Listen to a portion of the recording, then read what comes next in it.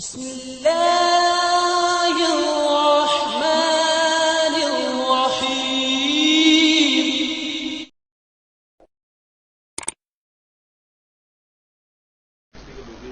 جی تشریف رکھیں یہاں۔ دیکھیے ہم اس واقعے کے طرف نہیں جاتے کہ واقعی وہ 700 برس کی کشتی تھی اور ڈوبی یا نہیں ڈوبی وغیرہ وغیرہ، اس کی طرف ہم نہیں جاتے۔ ہم اس کی بنیاد پر بات کرتے ہیں کہ اللہ کے ولی سے اگر ایسی کرامت سرزد ہو جائے وہ کیا ناجائز ہے؟ وہ جائز۔ اسی ولی کی کرامت جو ہے اس کے نبی کا معجزہ ہوتا، اور حضور علیہ الصلوۃ والسلام نے مردے زندہ کیے، یہ موجود ہے حدیث شریف کی کتابوں میں۔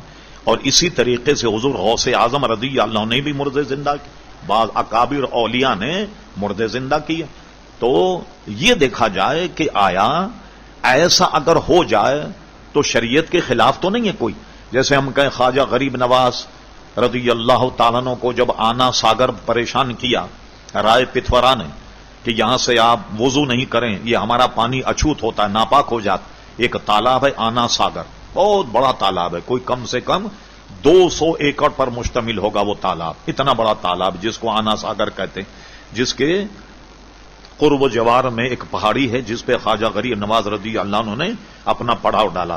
پھر مغلیہ سلطنت جتنے بادشاہ شاہجہاں وغیرہ، انہوں نے وہاں بہت اچھی عمارتیں لوگوں کے لیے بنائی تاکہ لوگ آرام کریں اور وہاں سیر و تفریح کریں وغیرہ وغیرہ۔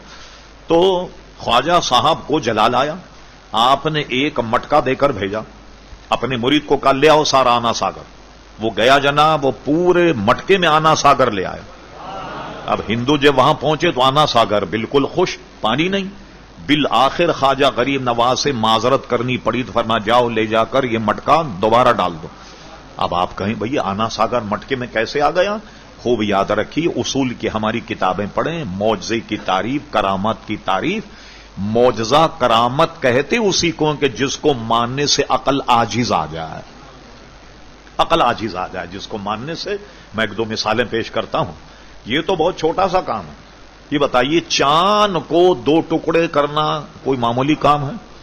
یہ حضور علیہ السلام نے کیا، عقل مانے گی آپ؟ عقل تو نہیں مانے کہ زمین پر کھڑے ہو کر چاند کو اشارہ کیا اور 2 ٹکڑے ایسے ہوئے کہ ایک ٹکڑا پہاڑ کے اس طرف تھا، دوسرا اس طرف تھا، اور کوئی منع کرے تو نص موجود ہوگا اقتربت الساعۃ وانشق القمر، پاس آ گئی قیامت اور شق ہو گیا چاند۔ عقل تو نہیں مانے گی آپ؟ حدیبیہ کے موقع پہ پیاسوں نے شکایت کی، فرما جس کے پاس جتنا پانی ہے سرکار نے فرما لیا، آدھا لوٹا مشکل سے پانی آیا تو آپ نے اس میں ہاتھ ڈالا تو راوی کہتے ہیں ایسا لگا ہر انگلی سے ایک چشمہ جاری ہو گیا۔ صحابہ کرام تقریباً 1500 کے قریب تھے، فرماتے ہم سب کو وہ پانی کافی ہوا، شاید ہم ہزاروں ہوتے تب بھی وہ پانی کافی ہوتا۔ آپ عقل سے سوچئے کیا یہ کام ممکن ہے؟ ایک شخص آیا حضور علیہ السلام کے بعد، بلکہ ابو جہل کا لڑکا اکرم جو ایمان لے آئے، بات کہا یہ جو پتھر ہے یہ پانی پر تیرتا ہوا آئے، آپ کی نبوت کی گواہی دے، میں مان جاؤں گا آپ نبی۔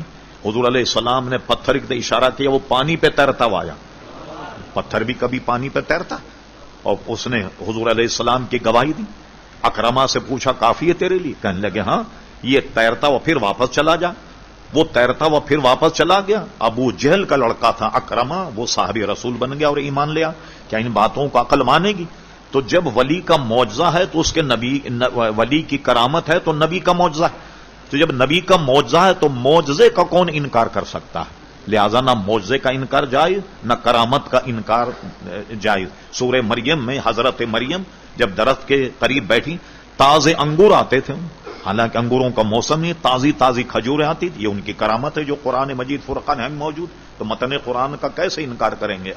تو اگر غوث اعظم نے 700 سال کی کشتی کو اتار دیا یا 700 سال پرانے مردے کو زندہ کر دیا تو شرن اس میں کیا قباحت ہے؟ کوئی قباحت نہیں۔ معجزے اور کرامت کی تعریف ہی یہی کہ اس کو عقل ماننے سے عاجز آ جائے۔ واقعہ ہوا یا نہیں ہوا اس کے ہم ذمہ دار نہیں، لیکن ایسا اگر ہو گیا تو شریعت کی کسی نص کے خلاف یہ بات نہیں ہے۔ جی